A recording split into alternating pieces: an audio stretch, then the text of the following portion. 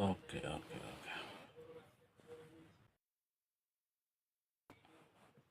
هو مقالة.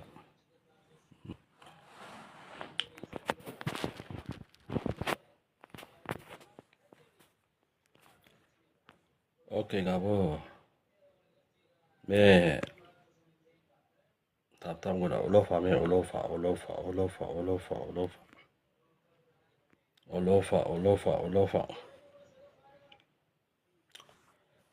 آه أكنا قابو يو جنبه لا في أكاسيتي والقديسة مي تاب يتنمي تاب والقديسة خوتا سينا أرانتا نسيقلتي حاسوا خينيو خان حالة تيك توكي ويا جافا ويا جاغا والمجال سينو جرا magaalaa tanaatu magaalaa hamtuu beeta magaalaa hamtuu tanaa isiin hamtuu taatullee nuti waan gaarii qabanneeti gad dhufaa jirra kanaafi okay akkasitti dhiyaadha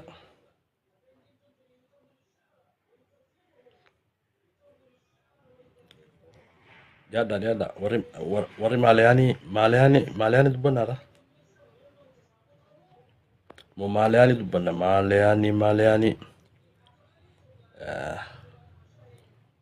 ayyee gaamee lakkoofsa takka tuqa warri maaliyaanii dubbanna arra wanni sii galtee nu baasan maaliyaanii yoo jettan maaliyaanii sanis beektaa akkasitti irraa dubbachuu dandeenya gaaboo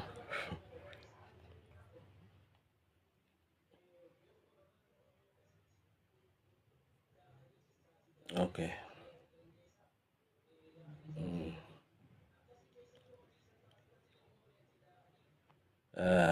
eenyu dhaabni sii galtee akka sagantaa teenya eegallu dhaabni moronoo fi gareen moronoo akkam jirti sila namni keenya beektaa ajandaa akkanaa fadha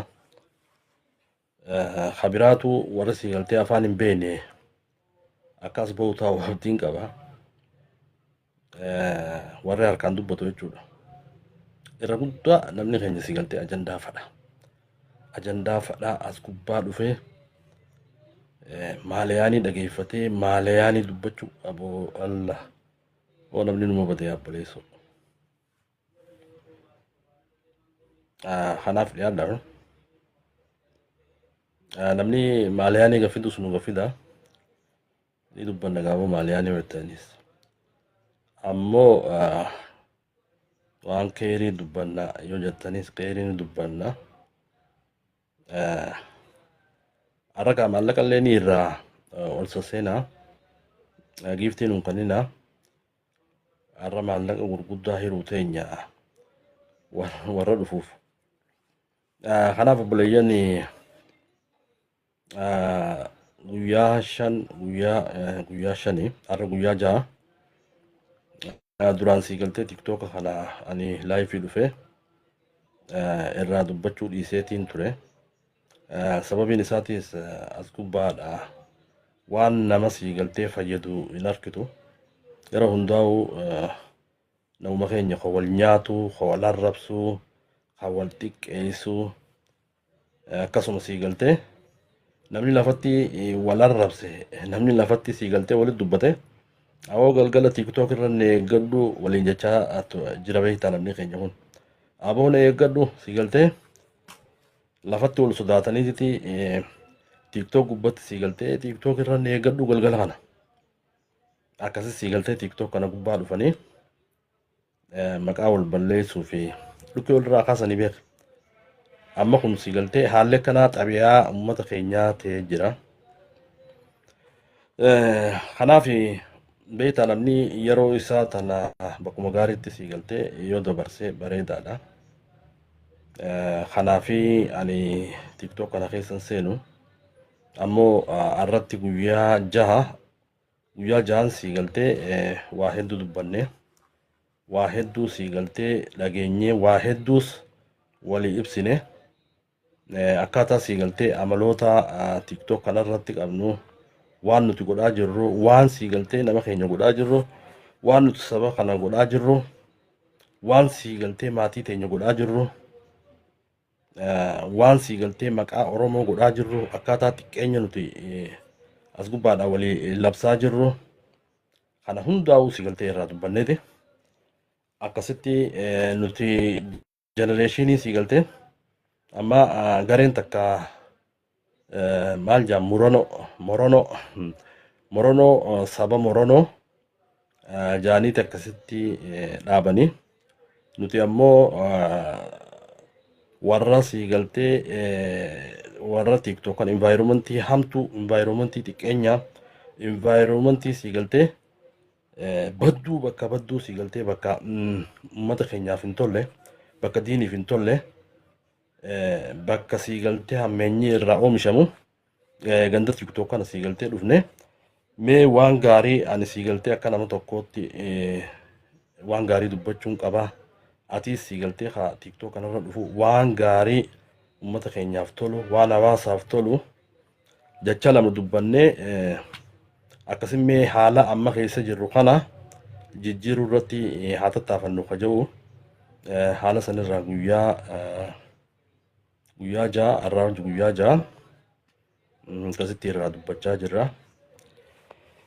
Kanaaf akka siigaabaleeyyan wanni guyyaa shanan dubbachaa turre haaluma siigaltee nuti keessa jirru haala salphina nama keenyaa walirra duuluu nama keenyaa miidhama uummata keenyaa kana hundarraa dubbachaa turre.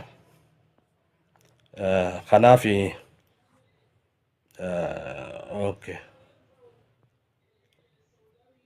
okay isiniifin kana kanaaf har'a wanni irraa dubbannu yoo siigaltee namoo akkumaan jeetti nama hedduu wajjin sagantaa qabanne Dr. Salmaan nama siigaltee waliin dubbanne by the way doktorri nama siigaltee hamilee qabu nama keenya barsiisuudhaaf tiktok kana gubbaa dhufanii akkuma beekamu namni waan maaliyaanii tana siigaltee waan silkii keessaa qabu ni unan bifatu beeka garuu waan barnootaaf ta'u waan siigaltee hubannoof ta'u namni keenya kun aadaarraa warras gubbaa jiru kun nama dhageeffatanii akkasitti waa barachuu kanarratti hanqinni akka jiru waliin dubbanne doktoraa wajjiini. Kanaaf kaan siigaltee murna saba moronoo jedhu dhaabaa jiranii nuti ammoo siigaltee kanaaf gareen teenya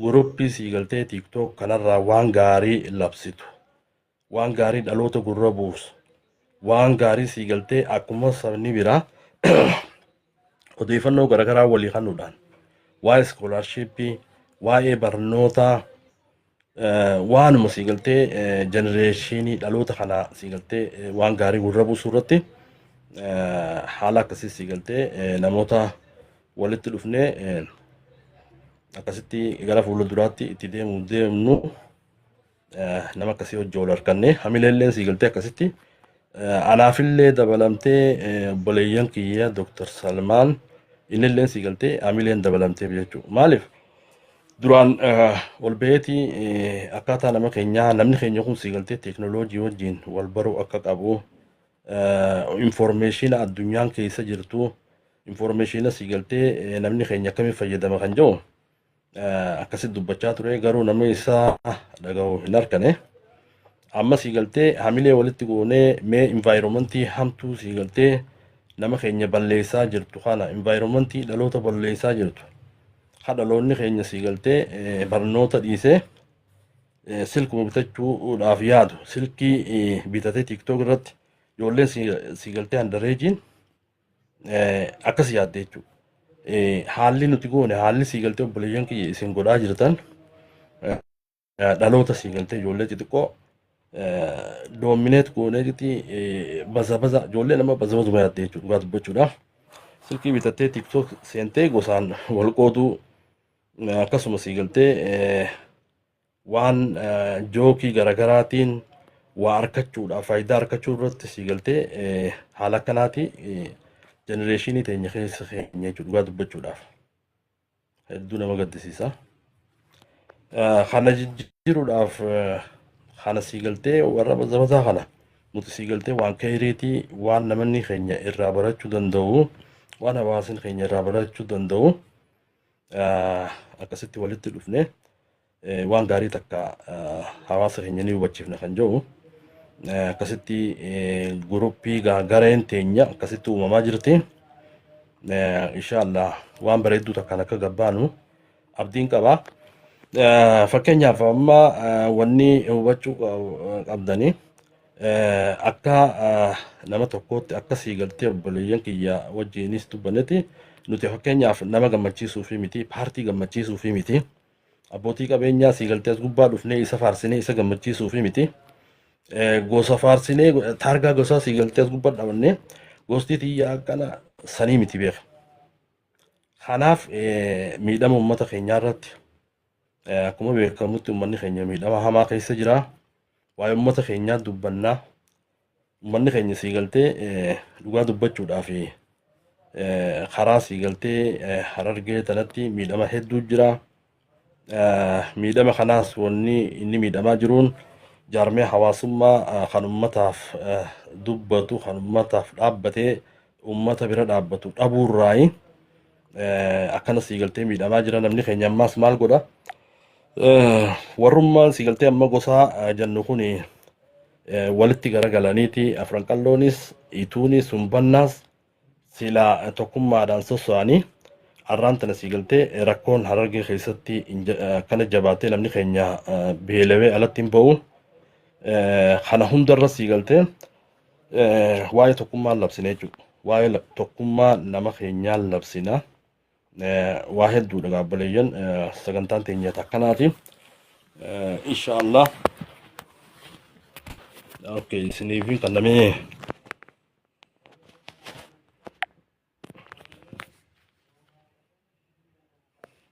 okay. Seenaatii irraa dubbadhaa buleen.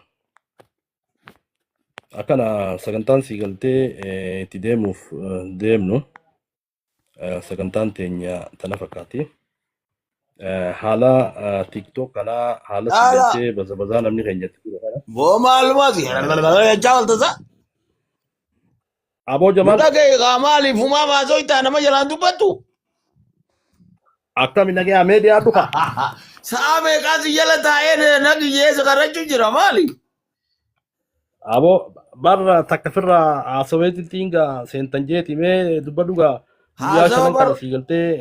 Haasawaa kophuman oofanii namni wal mari'ataa dhaggeeffadhu haasawni beektaa kan nama zamana kana qawarraa waan turra kamaa jettaniin gaa qawarraa hayyoota irra qawarra dhama'oota kanaatiitu faayidaa qaba. Kanaafuu maaliif jennaan hayyoonni keenya kun zamana dheeraa gaafa nuti dhala nurraa kaati wauma dabre haasawanii wauma gaafa Minilik malee ta'ammaa namni dubbatu hin jiru. Duuba kanaaf jecha namni oguu hayyuu jaan tokko hayyuun waan dabre akka seenaatti namaa kaaseeti tarakkoo amma jirtu akkatti hiikan mala namaa dhawa malee. Taa'eetuma gaafa Minilik akkasii gaafa Dargii akkasii gaafa Hayilasillaasee akkasii meelaal ammoo hayyoota jaanii Oromoon qabdu tokko rakkina amma jiru kana akkami furra je'ee dubbatu hin gartu. Wanni isaan yaa'iitti godhu jira wahuma dabre. Wanni isaan irraa haasa'u wahuma dabreen jedhe. Duuba kanaaf jecha hayyoota irraa amma dhama'oonni dhamoota taraanta dhama'ootaatiin nu gadhiisaa jechuu fedheetiin dhanis. Akkasitti gaafee itaa wanti wal keeysaan dalaydiiti. Namni keenya kun barataadha maal dhama'oomma matanaas gaasilaa wal keeysa godhee gaarii kophuma isaanii oofachaa oolanii.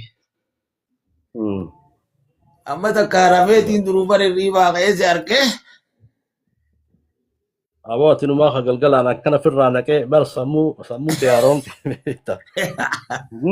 إيه bari dhugaa dubbachuudhaaf wallahi Jamaal wanni sii galtee TikTok kanarra jiru. إيه Ani TikTok kana numaan dhufa hin seenu.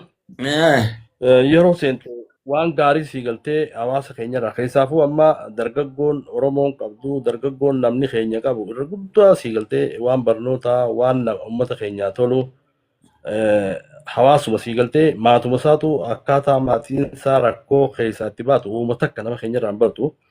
Wanni namni keenya صندوقة godhaa jiru haroorfatee dhufa harree gosa kamiin sii galtee arrabsee feemasa ta'a. Har'a nama kamiin arrabsee feemasa ta'a. Maqaa gaarii harkadhaa. Yeroo laaltu dhugaa dubbachuudhaaf waan nama gaddisiisaa jira. Yeroo takka takka fa'aa ijoollee bira teessee TikTok kana dhageeffachuun nama qaanfachiisa. Ijoollee sanii badaa beeki. Haala kana hunda keessatti nama keenya ijoollee teenya dhaloota keenya balleessaa jiranii. صندوقة Yeroo صندوقة hundaa صندوقة Oromoo sii galtee sagantaa waliif fiddeetu wal balleessitu malee tani waan gaarii waliif fidduun argine beekta. دوقة Wallaahi haalaa namtu haalli keessa jira. maaliif jennaan gaa nama naman qabneetiitu akkana taati ilaal beeyta wanni takka taa yoo dhugaa dubbanne wanni jira kitaabni gartee maarree maal dubbataa jennaan beeyta waan jaan takkaa jira ijoolleen bakkatti qabdi bakkatti ijoollee tana bobbaasanii qabdi ijoollee gartee namuma gartee hancufa liqimseetiitu isaanii achitti waan mari'atee tolchee waan sanirra yaamaa ijoolleedhaan gartee waan kana maaliif godhu ooltaniini waan xiqqisho beeytaa namuu gaa yeroonis ni barbaachifti gaa namuu kara karaa hoori ammoo nama dura deemu harkate namni nama jalaafu hin jiru boo dhugaa dubbanne. Dhugaa keetti beektaa gama sii galtee bara amma fakkeenyaaf Oromoon tuni hayyoota hedduu qabdi. Hayyoonni keenya kun wooma takka keessatti hawaasa kana sii galtee kallattii qabsiisuu fi hawaasa keenya waa barsiisuu dhugaa dubbachuudhaaf hin argine hayyoota Adiin dhabe hayyoota maatii jettu kana gama qiyyaa. hayyoonni ifiifuu sii galtee warra faayidaa dhuunfaa barbaadu warra maqaa sabaatiin faayidaa dhuunfaa barbaadaa jiru. Bakka Warra hunoo. Oromoo irraa uummata kanarraa waan biraa barbaadu argine malee takkaa nama keenya ka dhufee aboo akkana jirtanii akkana deebi'a akkana ta'a kajee takkaan argine beektaa.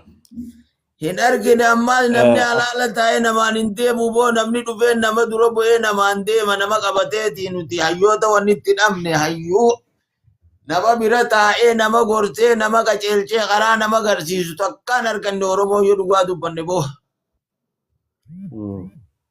Hayyuu alaala taa'ee namaaniin deema jiru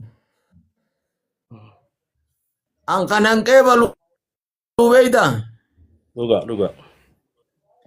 Namni tokko gartee duris gaakkitti barre gaafa nu dura hogguu haa ta'an gartee gaafa damiina bulanii fi gaafa gartee maaliif bulaniis namichi san biyyuma taa'eeti roorrifamuus san ajjeefamuus kanuma biraatti dabreeti. Osoo takka adda muramin qaaqabsoollee uumanii beeytaa zamana irraa kanatti ammoo gartee zamana kana namnu wayin baradhe jeeti.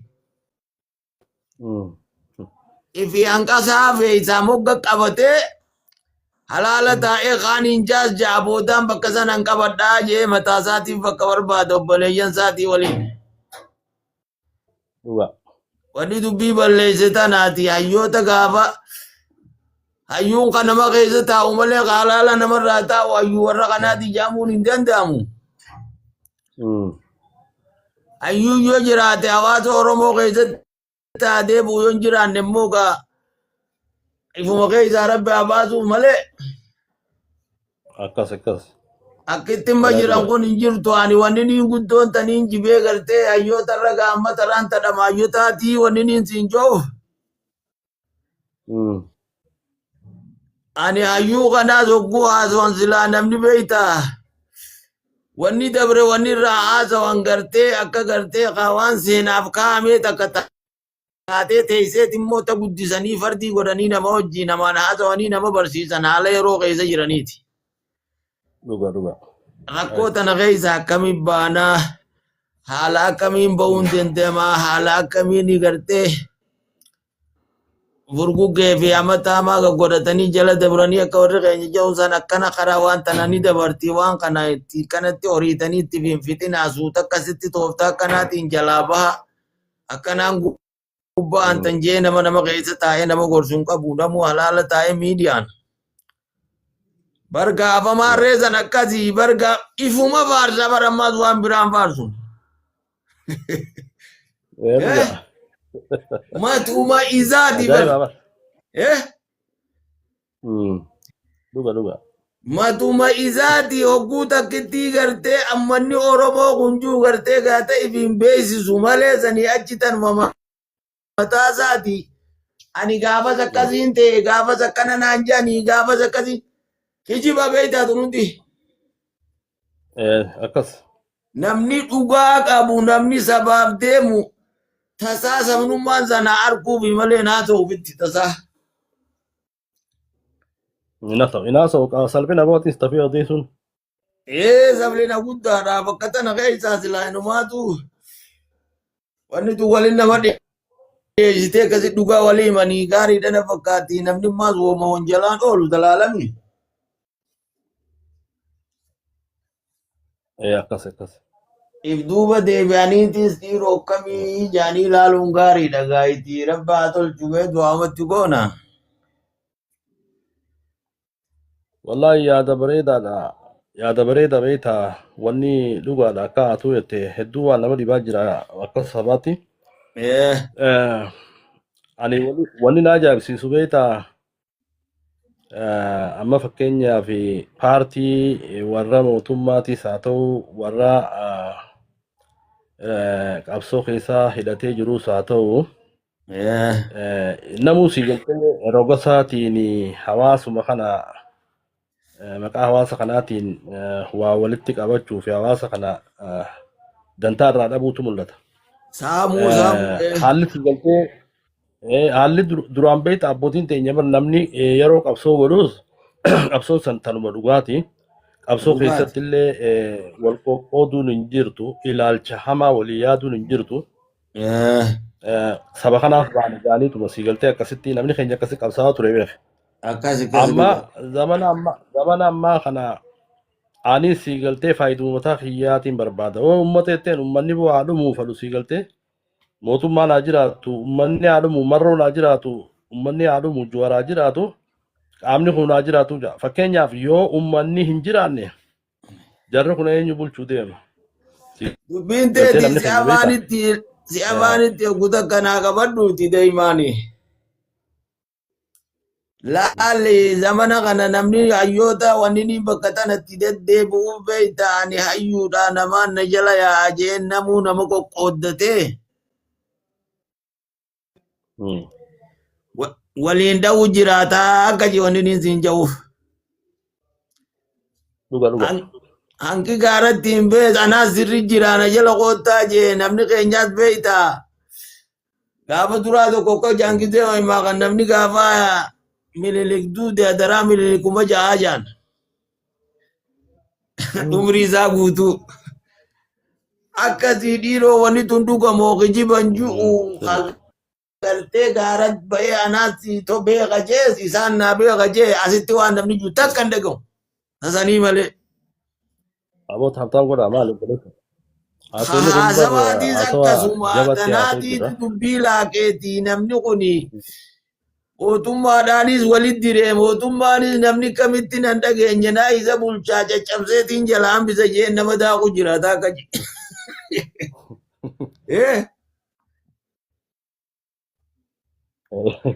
Kaanis qaamaanichi jiraatee qalbiidhaan gaara jira. Kaanis qaamaanichi jiraatee qalbiidhaan kunoo Ameerikaa fi Awurooppaa jira.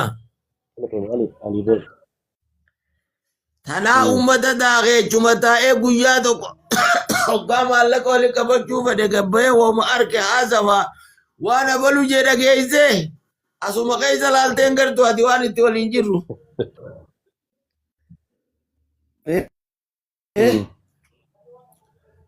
Awwaata naannoo miidheetii tanarraa nama hayyuu tokko rabbi haa baasuuf hormaa nama keenya kana.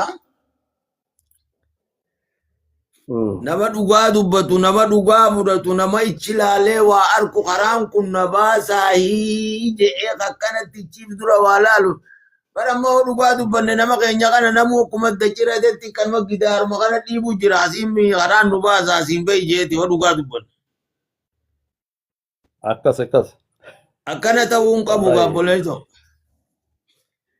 Namni Wallahi siyaasaa buna tokko gaddisiisa gujan siyaasaa karatti deemtu oofaa gutakkaas dhiibeeti yoo nama hin baafnee jirraa deebisee mi'a baajee qabaallee laaffisee fiiguullee irraa jarjara dhaabee akkasi gara gaggalchee laala malee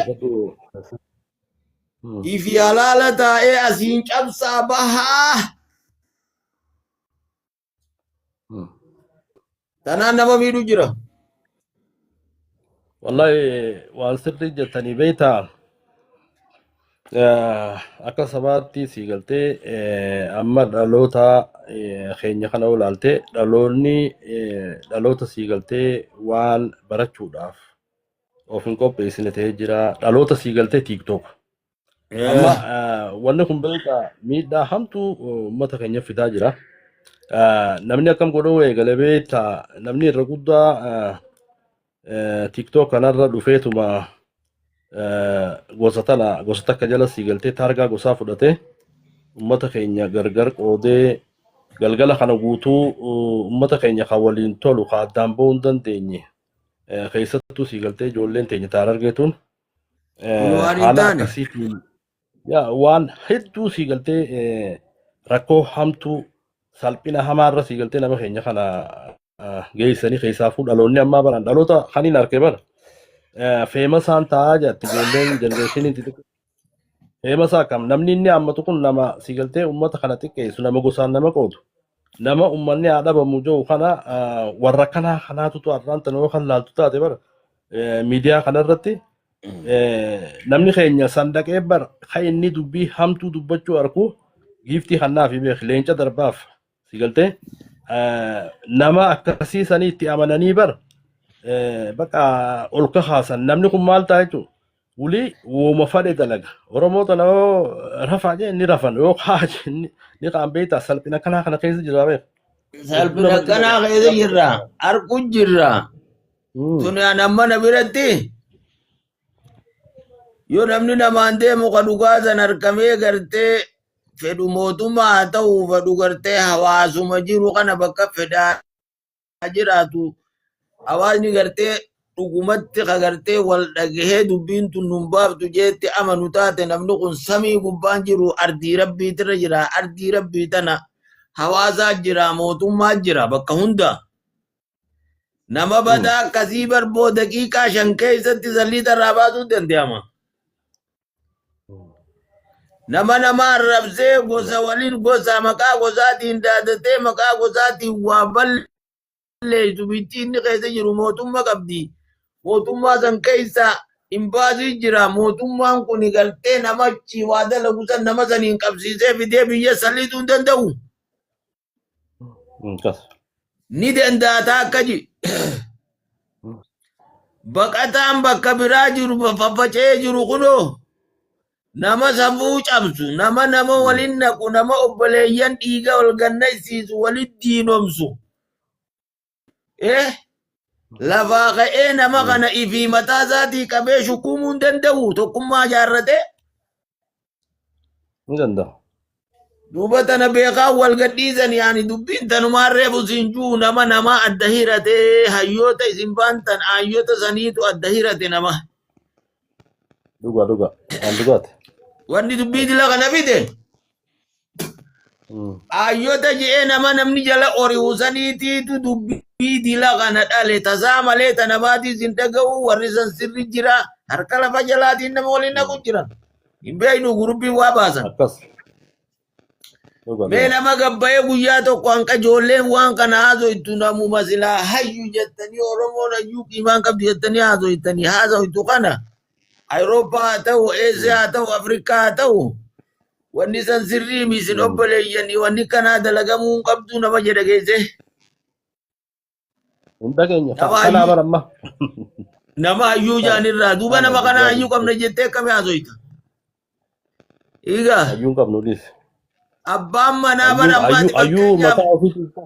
laal fakkeenyaaf ijoollee gandaa keessa ijoollee teetirraa kaata ijoolleen ta'e alatti oguu bobbaa ooltee waa balleessite.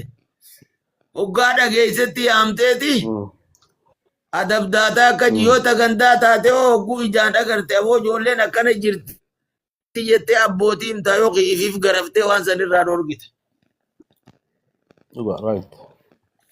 Waan akkasiiti maayyoonni jaan kun kagabbahee dubbiin tun sirrii miti aboo Awurooppaa keessa taa'ee namni gosa jaareechi waan fedhaasa waan turre.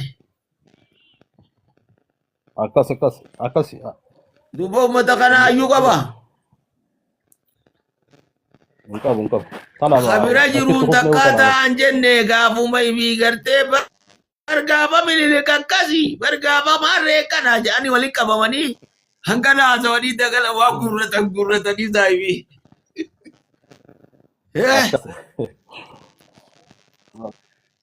Akkas wallahi.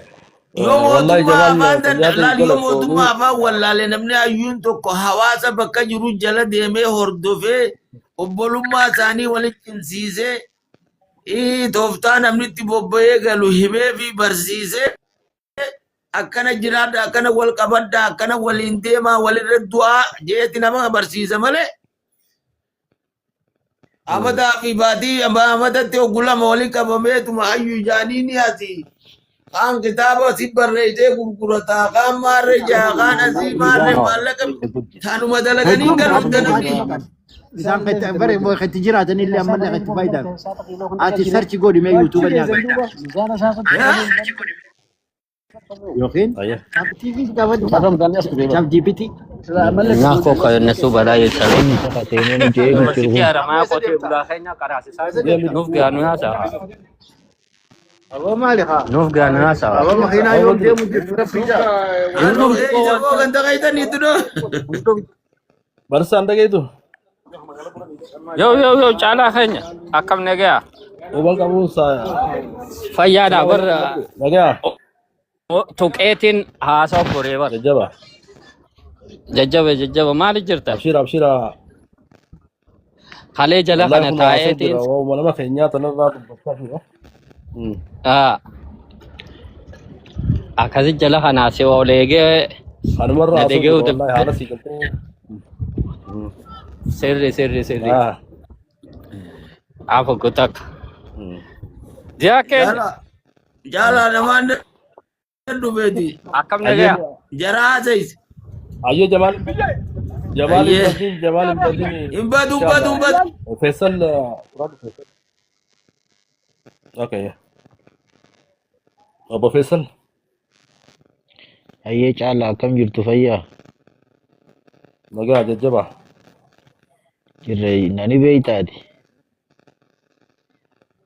Wallahi isaa waa siis ilaalle. dur gaafa biyya jirtu nan beeytu caalaa Eh?